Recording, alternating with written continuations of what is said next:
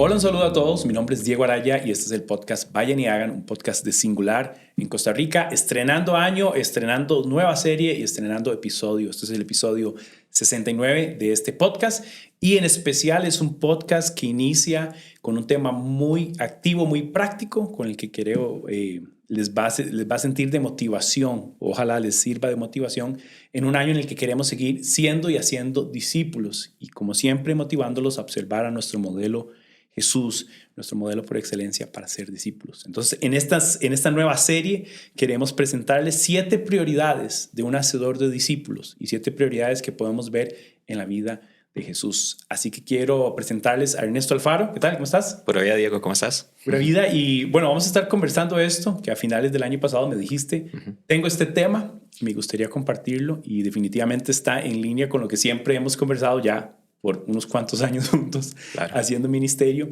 Y queremos observar Juan 17, ver este episodio, este capítulo tan emotivo, tan intencional, unas últimas palabras de Jesús para con sus discípulos, sus seguidores, y cuánto nos puede servir a nosotros, otra vez, para volver, ver su modelo y ver qué son estas cosas prácticas en las que Jesús sigue insistiendo de cómo hacer cómo ser un hacedor de discípulos, diría yo, efectivo, ¿verdad? Eficaz, además. Entonces, es la serie con la que queremos comenzar este año y más bien gracias por acompañarnos y animarnos en este estudio que quieres presentarnos. No, gracias a ti por la invitación, gracias a ti por hacerme caso, ¿verdad? De explorar este capítulo de Juan y poder compartir un poquito de lo que hemos aprendido y un poco de lo que Jesús nos modela en su vida, que creo yo se resume en Juan 17, en cierto modo. Creo yo que en esas palabras de este capítulo Jesús resume como que quiere dar a entender a sus discípulos, como tú bien lo dices, en una etapa súper emotiva de su vida, finalizando su vida, listándose ya para ir a la cruz. Él hace una oración y en esa oración menciona esos 7 aspectos, esas 7 cosas que él hizo con sus discípulos, que creo que son muy aplicables para nosotros que queremos también ser discípulos y hacer discípulos. Claro.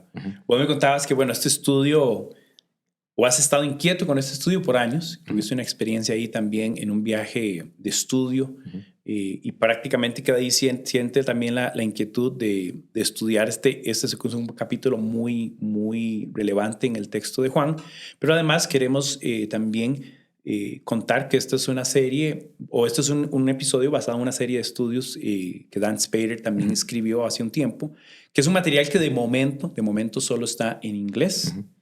Creo que más adelante quizás podamos compartir no estoy seguro. Pero queremos a veces aclarar eso y también como tenerlo en mente y ojalá podamos tener este material tal vez traducido en los siguientes meses. Sí, claro. Sí, me acuerdo que tuve el privilegio, como muchos aquí en Singular, hemos tenido ese gran privilegio de poder ir a hacer un tour de estudio a Israel.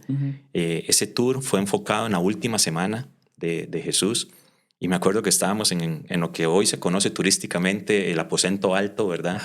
Y en grupos pequeños comenzamos a hacer esta lectura de Juan 17 y comenzaron a salir esos que en inglés son I do, que Jesús dice que I do, ¿verdad? Yo hice esto con ustedes, ¿verdad? Y son 7 I do, 7 yo hice con ellos que realmente impactaron la vida de todos los que estábamos ahí. Dan Spader vio esto y él lo hizo en un devocional, es un devocional lo que él tiene, donde se estudian estas 7 prioridades.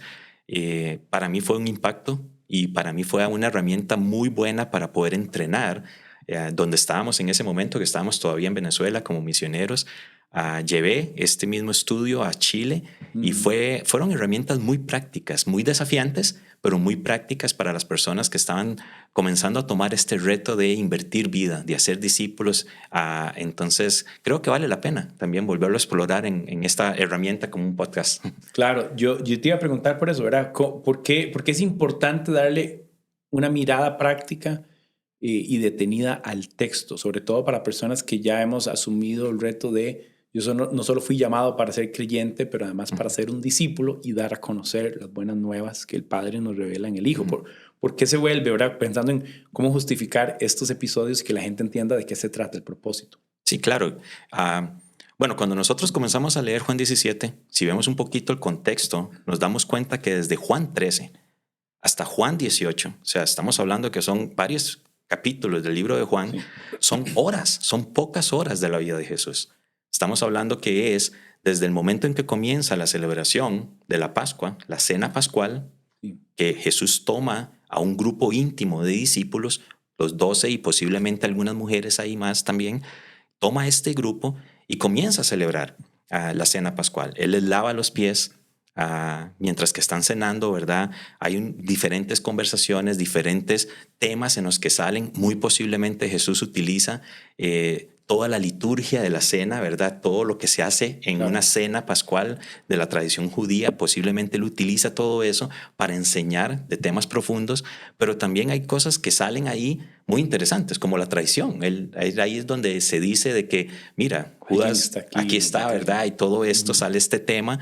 Entonces, son temas súper profundos los que se tocan durante todo este periodo, y es interesante que Jesús quiere pasar ese tiempo con estos discípulos tan cercanos de él, invirtiendo estas últimas horas de vida de él con ellos, ¿verdad?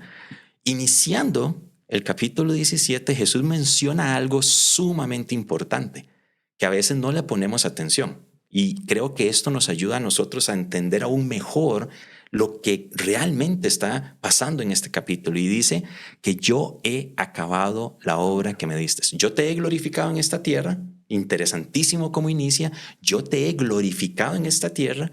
He acabado la obra que me diste. ¿Cuál es esta obra? Sobre todo porque lo dice antes de morir. Cualquiera podría decir, ¿cómo dice acabé la obra? Si todavía no ha llegado el momento de la cruz, ¿verdad? Y no podemos decir que Jesús no vino a esta tierra a morir por nuestros pecados. Claro, Él vino. Es parte de lo que Él vino a hacer a esta tierra. Pero ¿qué es exactamente la obra que Jesús está mencionando acá, no? Viendo todo lo que hablamos del contexto, esas horas invertidas con estos pocos discípulos, y ahora que comienza, después de haber celebrado la cena con estos discípulos, una oración pastoral, que es como se conoce, que comienza a orar por sus discípulos, porque después más adelante dice, no solamente oro por estos, los que están presentes, sino también por los que han de creer también en ellos. Sí. Entonces nos damos cuenta claramente de que esta oración es realmente una oración para sus discípulos. La obra que él menciona al inicio de su oración son sus discípulos. Claro. Y eso que estás diciendo, que inclusive ora por los creyentes que van a venir, en un sentido la gente ha dicho, ¿verdad? Que inclusive nos incorporan en esa oración, y que es interesante porque implícitamente está diciendo, yo oro al Padre por estos, por los que me diste, y hice esto, y los vamos a ver en los 7 prioridades, pero termina implícitamente diciendo, yo anticipo que ustedes logren esta obra que yo les estoy encomendando. Que es curioso, él comienza diciendo, he acabado la obra y rinde cuenta al Padre. Claro. Y ahora encomienda esa obra, la misma, a sus discípulos, y hasta ahora por el fruto que todavía los discípulos no han dado, pero como es un acto de fe, claro, y en un acto como hasta en un sentido profético de que los discípulos van a ser discípulos y compartir este mensaje como Jesús les enseñó y les formó y les está enviando claramente. Totalmente de acuerdo, y piensa en esto también. Bueno, yo perdí a mi papá cuando tenía 12 años. Él estaba en mi casa, estaba ya en cáncer terminal, en etapa terminal. Lamentablemente yo me levanté el día que él falleció y no pudo decir nada. No sé si quiso decir algo, no sé, porque ya él estaba finalizando su vida, ¿verdad? Pero yo siempre me pongo a pensar, ¿qué tal de que mi papá hubiera podido decir algunas palabras en ese momento?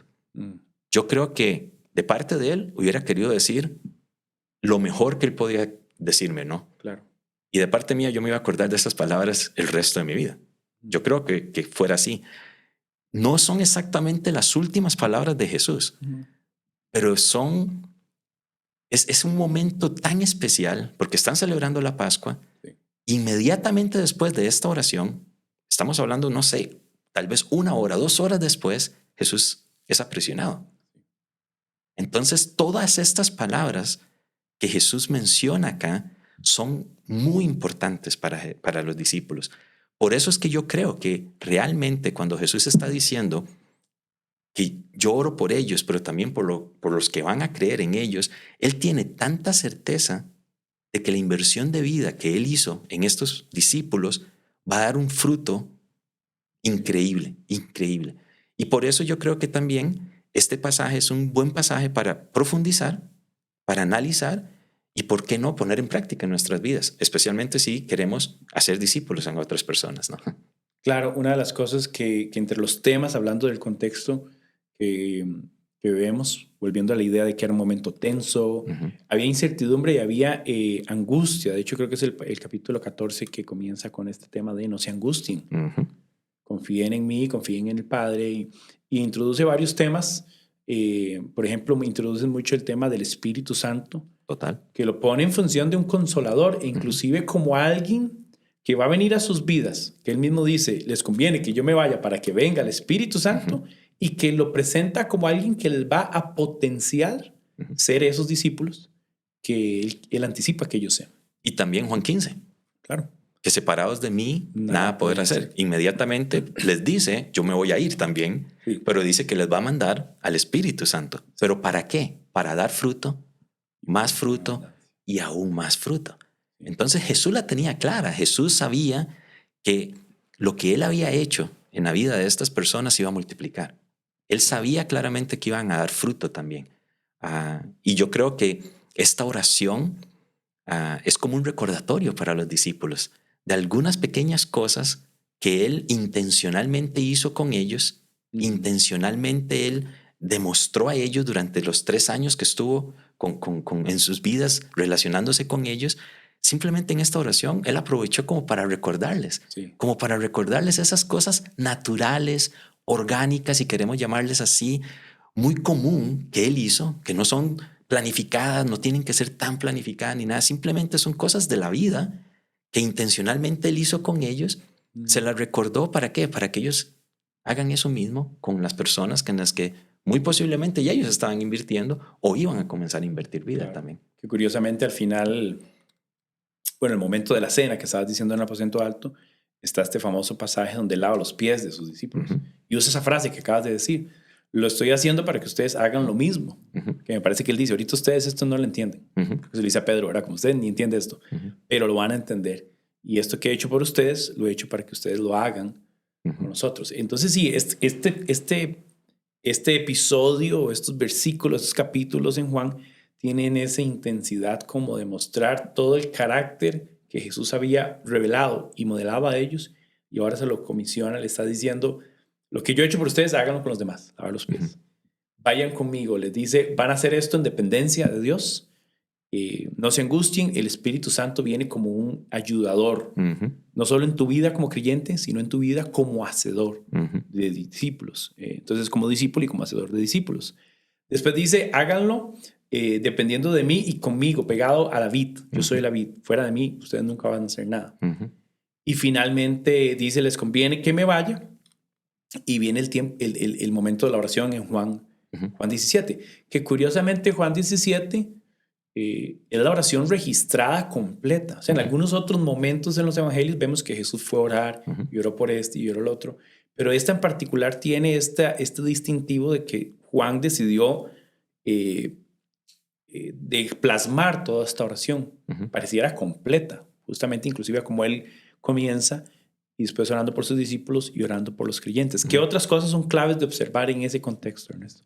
Sí, para mí, cuando nosotros vemos todo lo que ocurrió, ese tiempo en el que para mí Jesús no solamente está pensando en terminar bien, pero también está pensando en lo que Él va a sufrir, es algo muy importante para nosotros también de entender.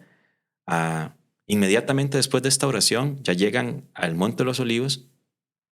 Jesús pide a discípulos que oren por Él porque está muy angustiado, ¿verdad? Sí. Se quedan dormidos, como que no cumplen lo que les está pidiendo ni nada. Pero yo creo que esto también es algo que tenemos que entender. El hacer discípulos a veces no es fácil Ujú, también.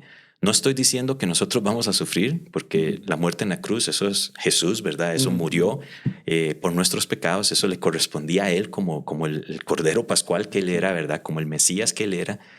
Pero también, sí, queremos desafiarles, queremos animarles, queremos entregar herramientas para nosotros hacer discípulos, pero no es fácil. A ujú. veces no es fácil, a veces es inversión de vida, a veces el pasar tiempo, el invertir vida, el invertir recursos en otras personas, eh, nos complica a veces. Nos complica. A veces los resultados no son los que nosotros esperamos. A veces la respuesta de las personas no es la que nosotros buscamos también ni nada de esto.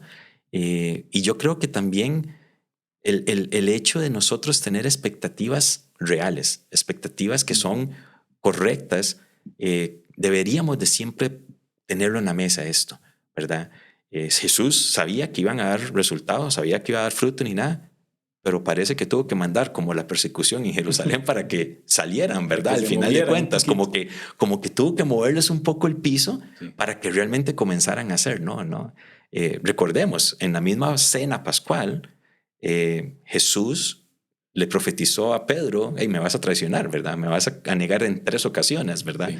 Entonces, sí, sabemos que el invertir vida en otras personas, y si lo hacemos siguiendo estos modelos de Jesús, tenemos una gran chance de ver fruto. Tenemos una gran chance, pero tengamos expectativas correctas también, ¿verdad? Sí. No es del todo fácil y no es del todo de que va a dar resultados 100%. Sí.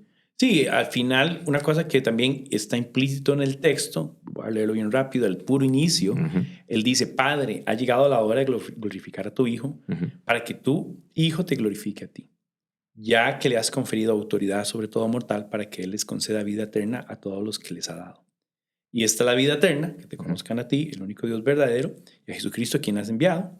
El 4 dice: yo te he glorificado en la tierra y he llevado a cabo la obra que me encomendaste, que fue el versículo que decías, que enfatiza en la obra. Y ahora, Padre, glorifícame en tu presencia con la gloria que tuve contigo antes de que el mundo existiera. Bueno, ya solo esos versículos son un montón de cosas, pero una cosa que noto es que el propósito de Jesús al acabar la obra no estaba en la expectativa de que los discípulos, o solo en función de que los discípulos lograran seguirle e imitarle. Él pone la gloria de Dios antes que cualquier cosa. O sea, está diciendo: hice esto por tu gloria. Hice esto por obediencia. Total. Y viene lo que estás diciendo. Y aunque no es fácil, resultó en un fruto que hasta el día de hoy nosotros somos parte de ese fruto, de que gente obediente asumiera, primero por gloria a Dios, obedecerle y hacer lo que Él mandó, que es darle a conocer, acabar esa obra. Pero me encanta lo que estás diciendo, porque si yo pongo la expectativa en el fruto antes que la gloria, me voy a frustrar, me voy a enojar, voy a anticipar y hasta voy a cargar de mis expectativas a las personas con las que yo sirvo en la iglesia, en el grupo jóvenes, con las mujeres, en el 1-1, en mi familia. Y al final, mi expectativa es que mientras yo obedezca esto, el Padre sea glorificado. Y tenemos la tendencia, si hacemos esto también, y creo que lo he mencionado en otro podcast que grabamos juntos, de robarle el trabajo del Espíritu Santo también. Recordemos que Jesús mencionó la obra del Espíritu Santo y sabemos la obra del Espíritu Santo al no creyente, al creyente, al obrero, ¿verdad?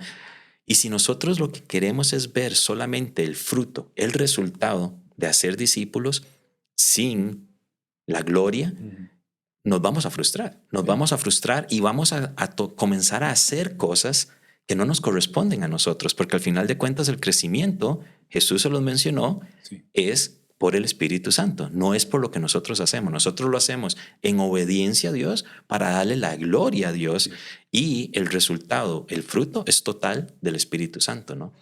Y recordar de que no es fácil, ¿verdad? No. Tú y yo hemos trabajado con jóvenes. A invertir vida en jóvenes. Y ya no queremos trabajar con jóvenes. Bueno, sí, a veces llegamos a esas conclusiones ministeriales, ¿verdad? Nos seguimos perseverando. Sí, pero wow, que se nos hace como... Y ahorita yo tengo 2 hijas, tú tienes 3 hijos, vas a llegar al tiempo de la adolescencia, ya mis hijas están en ese momento. Wow. Ya uno... Invertí toda la niñez en ella, leyéndoles en la cama la Biblia y todo esto, y a veces algunas actitudes... Sí. Pero estás en el jardín del Getsemaní pidiéndole a alguien que ore por vos porque estás en agonía. pero lo mismo, o sea, y me gusta porque es lo que estabas diciendo anterior de este tema. Requiere que dependamos en Dios. Lo hacemos por obediencia, por la gloria de Dios, y requiere que hay personas que oran por nosotros en lo que hacemos.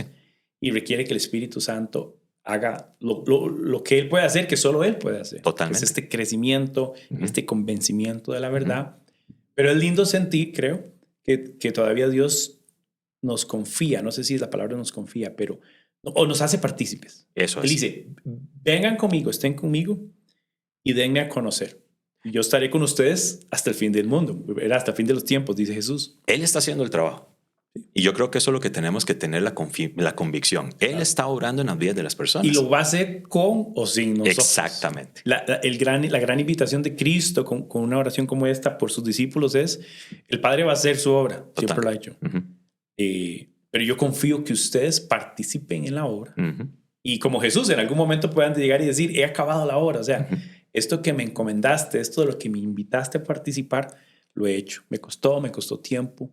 Y aquí estamos hablando de un Jesús que está dándole la gloria al Padre y casi quedando como rendición de cuentas, a punto de hacer su último gran acto de amor, de gracia, de misericordia, para que además todo lo que viene se sustente, ¿verdad?, en la obra de Cristo. Al final no hay seguidores, discípulos o creyentes ni hijos de Dios si no hay sacrificio en la cruz que solo Cristo, como decías, también llevó a cabo por nosotros, muerte y resurrección. Y yo creo que iniciar el estudio de Juan 17 con esto que hemos conversado, teniendo claro de que, número uno, lo que acabas de decir, Dios nos está invitando a participar de la obra que Él está haciendo en las vidas de estas personas que tenemos alrededor de nosotros, en nuestros diferentes círculos de influencia. Él está orando y Él nos está invitando a participar de esa obra, ¿verdad? Reconocer de que la inversión de vida, el hacer discípulos, porque Jesús, porque Dios está obrando, porque el Espíritu Santo está activo en las vidas de estas personas, va a producir fruto, ¿verdad? Pero no tenemos que hacerlo pensando solamente en el fruto, sino pensando en darle la gloria a Dios, porque Él nos está invitando a ser parte de su obra, ¿verdad? Saber de que el Espíritu Santo es el que hace la obra en las vidas de estas personas y nosotros solamente participamos de eso que el Espíritu Santo está haciendo. Claro, ahora sí, ¿qué son herramientas para yo poder hacer esto? Claro. Con este contexto, ¿qué son herramientas que yo puedo aprender, poner en práctica para yo simplemente invertir vida en estas personas en las que Dios me está dando este privilegio de hacer? Claro, y eso es lo que queremos hacer. Queremos presentar estas 7 prioridades para cerrar este primer episodio y también motivarles a quizás vayan y estudien. Nosotros no vamos a leer el texto o no vamos a estudiar el texto, nada más vamos a tomarlo. Así que los motivamos que en casa, en grupos o como quieran hacerlo, lo estudien y poder notar. Entonces, enumeremos estas 7 disciplinas, estas cosas por hacer de un hacedor de discípulo para presentarlas y dejarlas listas también para, como la vamos a ir haciendo un enfoque en cada una. Claro. El abordaje de Juan 17 lo podemos hacer de diferentes maneras, ¿verdad? Hay personas que dividen Juan 17 en 3 sectores. Nosotros estamos tomando, como lo dije anteriormente, esos y que Jesús hizo con sus discípulos. Sí. Vamos a enumerar, esas cosas que Jesús menciona en su oración que Él hizo con sus discípulos, ¿verdad? La primera está en el versículo 6. Sí. En el versículo 6, donde Él dice, te he dado a conocer a los que me diste de este mundo. La primera prioridad la vamos a estar hablando en el segundo podcast, ¿verdad? No es, vamos a desarrollar qué significa eso. Vamos a ver cómo Jesús fue que hizo esto, ¿verdad? Exactamente, cómo lo logró. ¿Qué significa eso para nosotros también? ¿Cómo lo podemos y cómo lo podemos poner en práctica? Exactamente. Versículo 8 también dice, porque les he transmitido el mensaje que me diste. La otra prioridad que podemos ver. Versículo 9, mi oración no es por el mundo, sino por lo que me has dado. Entonces, oración por estas personas también, ¿no? Versículo 12, durante el tiempo que estuve aquí, los protegí con el poder del nombre que me diste. Y esto es muy interesante. Esta, junto con la número 1, hay que estudiarlas, hay que ir un poquito profundas. ¿Qué significa, verdad? Y nos vamos a dar cuenta. Sobre todo porque hay cosas que no podemos atribuirnos a nosotros. Exactamente. Como Jesús lo hace, claramente. Hay una diferencia, pero es interesante esto de protección. Digamos. Exactamente. Y nos vamos a dar cuenta que es realmente la protección que Dios nos está desafiando a nosotros a hacer. Porque como tú mismo dices, el Espíritu Santo también hace su obra y es parte de esta protección que Él tiene también, ¿verdad? Versículo 18. Así como tú me enviaste al mundo, yo los envío al mundo. Y esta es la prioridad fea para muchos de nosotros. Sí. ¿Por qué? Porque a veces invertimos vida, vemos un fruto increíble del Espíritu Santo en el ser de esa persona que estamos invirtiendo, vemos que Dios comienza a utilizarlo de una manera pero también Dios nos dice, hey, pero ¿por qué no le dices que vaya a otro lugar? O Dios lo lleva a otro lugar. Nosotros que trabajamos en singular, que lo que hacemos es movilizar hacedores de discípulos, ¿cuántas veces nos ha pasado eso? De que hay una persona tal vez en nuestro ministerio local haciendo un trabajo increíble y en un momento determinado Dios lo llama para que vaya a otro lugar a formar movimientos de discípulos, ¿verdad? Entonces, pero es parte, ¿no? El versículo 19, y me entrego por ellos como un sacrificio santo. Otra vez, ¿qué significa esto, verdad? ¿Qué significa esto? Yo creo que aquí no solamente está hablando de la entrega corporal de Él para morir por sus pecados, pero yo creo que está hablando de algo más y eso lo vamos a estar estudiándolo más adelante, ¿no? Y por último, el versículo 22, les he dado la gloria que me diste. Y este es otro también muy interesante que tenemos que descubrir exactamente qué significa esto de darles la gloria, ¿verdad? A veces podemos malinterpretar esto, pero es muy desafiante también, muy desafiante. Este último es sumamente desafiante y yo creo que los discípulos lo entendieron perfectamente y creo que más bien fue como algo motivante cuando ellos, al escuchar la oración de Jesús, ellos entendieron perfectamente lo que Jesús les estaba diciendo, les ha entregado la gloria. Ellos se acordaron exactamente qué significaba esto.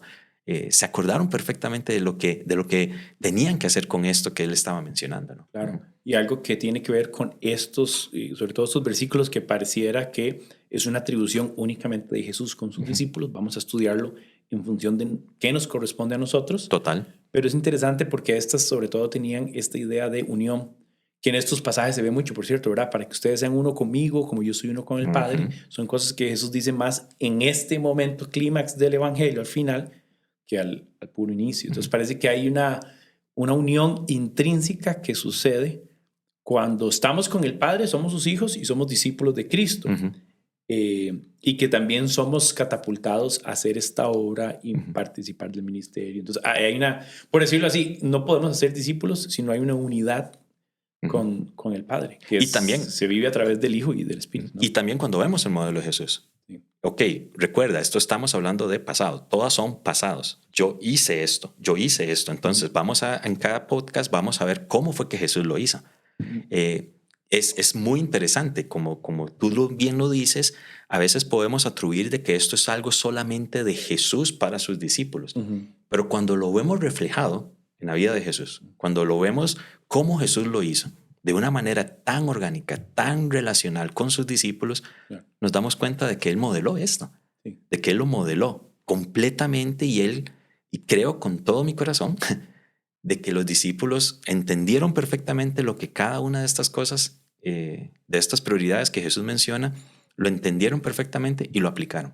Lo aplicaron. No vamos a hacer el estudio cómo lo podemos ver reflejado en los discípulos o en la iglesia primitiva, pero yo creo que si hacemos ese estudio... Está ahí también. Ahí está. Ahí están estas 7 prioridades en cualquier hacedor de discípulos de la iglesia primitiva. Y estas 2 preguntas son al final clave de cualquier estudio. Es cuando uno lee algo, es qué implica para mí, ¿sí? ¿Qué implicaciones tiene esto? Eso es lo que vamos a ver. Y también en dónde me corresponde a mí obedecer, participar, hacer. Y esas son las 2 cosas que vamos a ver en torno a estas 7. Total.